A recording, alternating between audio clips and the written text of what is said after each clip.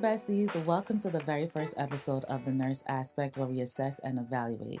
My name is Nurse Becca, and as your official work bestie in your ear, I'm here to help you get through all things nursing related, whether you're in school or you've been a veteran for like 20 years. Welcome to the show. I wanted to create this space for a couple of different reasons. In my experience, I met a lot of different nurses. One, I met nurses that would work in a specialty. They would leave the unit and they would go somewhere else and they would hate it. They shadowed, they did all these things, and shadowing didn't really help them at all. It would just kind of give them maybe a baby glimpse of what was to come, and they maybe loved that experience. But when they actually get to the floor, they're like, what is this? This is not it's not gonna work, and they end up coming back. Or sometimes like you don't even have like maybe a way to get into that specialty, and you just kind of want to get more information. On the show, we'll talk to different providers, different nurses, and see what they're doing, and maybe you'll be inspired to either take that leap, or maybe you're like, nah, let me pull back a little bit. This is not for me. The other reason why I want to create this show is because we do need support. A lot of times, like, we go through things as nurses. We take on the stresses of our patients. We take on, whatever the doctors are hurling at us, and we often, end up taking care of other people, but no one really takes care of us. When we try to like maybe vent to our significant other, or you talk to your friends, they don't really understand what we're talking about. Nurses understand nurses. So this space is for us. We'll talk, in our own little nursing lingo, and you'll understand exactly what we're talking about. The other thing I end up finding too is a lot of times, like, no matter how many times you have friends on the floor, or your coworkers, or whatever you have it, a lot of times you kind of feel alone. Like, especially, let's say you're a brand new nurse, you're coming into work, you're clocking in. You don't even know where to clock in. You start working, and no matter how many times people come up to you and like, oh, do you need help or something like that, you end up feeling alone. Don't worry, I got you. I'm in your ear, and I'm here to help you get through that. This is my story. I got into nursing. Let me back it up. When I was in high school, I really didn't know what I wanted to do. I took some test that pretty much gives you an idea of like what field you want to go into, something like that. And my score was pretty rare because no one ever gets 50-50. Mine was 50-50. So I got 50% interior designing, 50% medical field. So I was just like, all right. Being a descendant of Caribbean parents, I knew I could not go and tell my parents that I wanted to go into interior designing at all. It was not going to happen. They would look at me like, you're crazy. You're going into medical field. In fact, you're going to be a doctor. I already knew what the conversation was going to be like. So I was like, all right, medical field it is, but what in the medical field? I don't know. I didn't want to be a doctor, nothing like that. And I went on this like retreat, and someone came up to me and was like, God told me to tell you that you're going to be a nurse. And I was like, all right, I guess I'll be a nurse then. I guess that's what's going to be. So I applied to different schools, like during high school and stuff like that. And I got into a pretty prestigious nursing school, but I never knew what the tuition was like. Once I got the bill, I was like, oh, nah, that's not going to happen. I'm not paying this amount of money. So I did not go to that school and ended up going to a community college. When I got to the community college, I really wasn't ready for it. I feel like coming from high school, I overloaded myself. And so I dropped out and took some time off. And when I finally decided it was time to get my life together, I was like, okay, I'm going to start out by being an LPN. So I did like a year program. I graduated, took my boards, and I got a job like a few months later at like a nursing home, long-term care facility. I was there working overnights for like 6 years, and while I was doing that, I decided to go back to school to become an RN. I didn't do much research in becoming an RN because I felt like I had to go to a big name school to get a good job, and that's definitely not the case, because at the current moment, my debt is like 6 figures, and it should not cost you 6 figures to go to school at all. I highly recommend people doing research. There's a million ways and a million things that you can do in terms of getting your RN degree. Do your research, okay? Don't be like me. But after I graduated right during COVID, like at the top of COVID COVID just hit while I was doing my last semester. So when I took my boards and got a job, it was relatively quickly. For me, I'm a hustler, so I felt like it took too long, but in nursing world, it didn't take me that long for me to get a job. I started working at an acute care facility and I was in med-surg tele. That was what I could get. That's where I got my foot in and I was happy for it. For me personally, I was not trying to be a peds nurse or psych. Those were the two things I was avoiding like the bubonic plague. But I got into med-surg tele and I was nervous, but I did it. I love being a cardiac nurse. It took me a while to kind of get my bearings, but I love being a cardiac nurse. I loved learning about cardiac things. I loved the patients-ish sometimes, because you know how patients can be sometimes, y'all.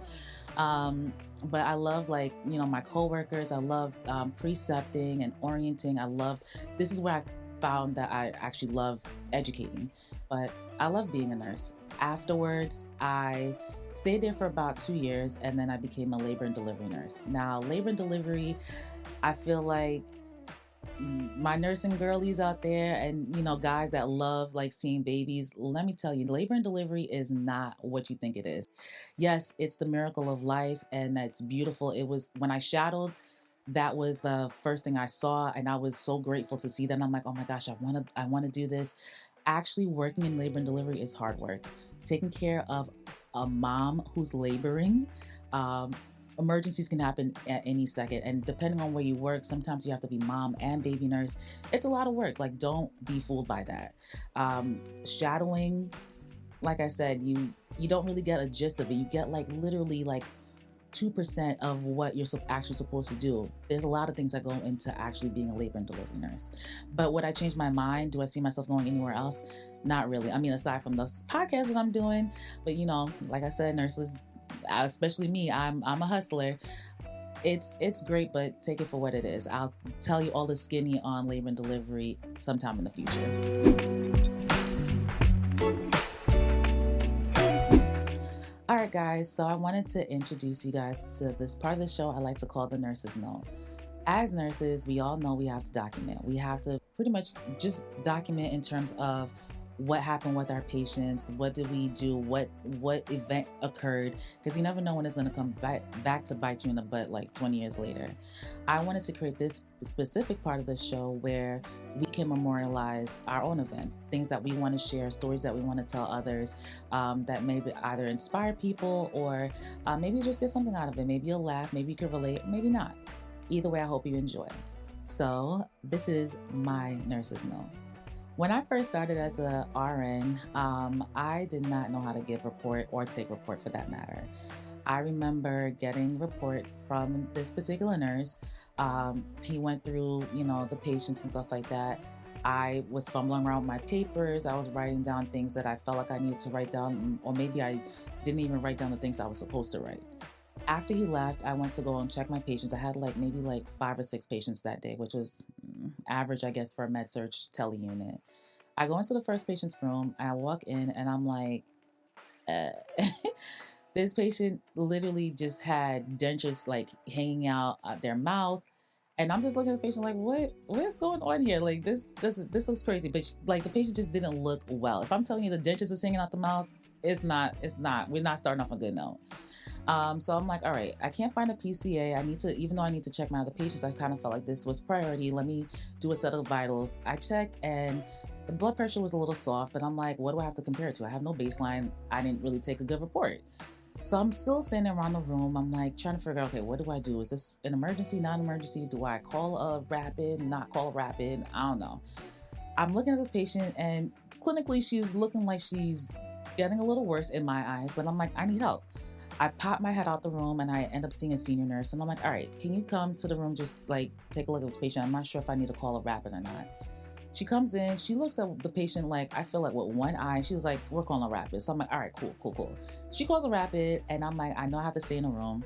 So I'm sitting there with my papers. I'm a primary nurse. I'm like, all right, this is the first time this has happened to me. This never happened to me during orientation at all. There was no emergency during my orientation. This is my first rapid on my own. The team comes in and the doctors are like, all right, who's the primary nurse? I'm standing there. I'm like, me. Okay. They'll ask me okay, why is the patient here? And I'm reading my paper and I'm like saying stuff from the emergency room. And I'm like, they're looking at me like, okay, you say stuff in the emergency, like, why is the patient actually on the floor? I had no idea. And so I'm sitting there like struggling or whatever, can't find anything. I'm like, I don't know. They're looking at me like, all right, you clearly don't know what's going on. So they just kind of end up taking over.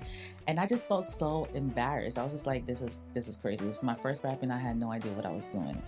My point is, guys, for sure, you want to make sure that you know your patient. I would say that lesson taught me that I need to, one, come in early, even if I just pop my head in to look at my patient first, and see what's going on, make sure I'm like looking at labs or whatever. I want to do those things first. That way, when I'm getting a report, I can ask the nurse like, "Hey, is this how the patient was?" You know, to kind of get my bearings. If I'm gonna have this patient for about 3 days or whatever, and if anything happens, I should know. I also needed to learn how to actually effectively take a report. A few weeks later, I ended up running into a different nurse who saw how much I was struggling, and he kind of gave me like a little template, which is something I had used for a very long time until I started working in labor and delivery. But I used that for a long time, and it served me well. So I would say for sure, get to work early as a brand new nurse. Okay, see your patients. Don't be afraid to walk in. You don't have to really even say much to the patient. Just kind of get a layout of the field, and then go through your charting and make sure you ask questions. No question is too small. Don't feel like you're gonna be dumb, because if if there was any type of code that was to happen right then and there, what would you say? Don't be afraid to ask questions. I hope you guys enjoyed my little story. More to come. If you guys have any questions, comments, concerns, you want to share a story, or maybe you want to be on the show, contact me at thenurseaspect@gmail.com. Like, subscribe. I'm on YouTube, all the things. All right. And I'll see you guys next week.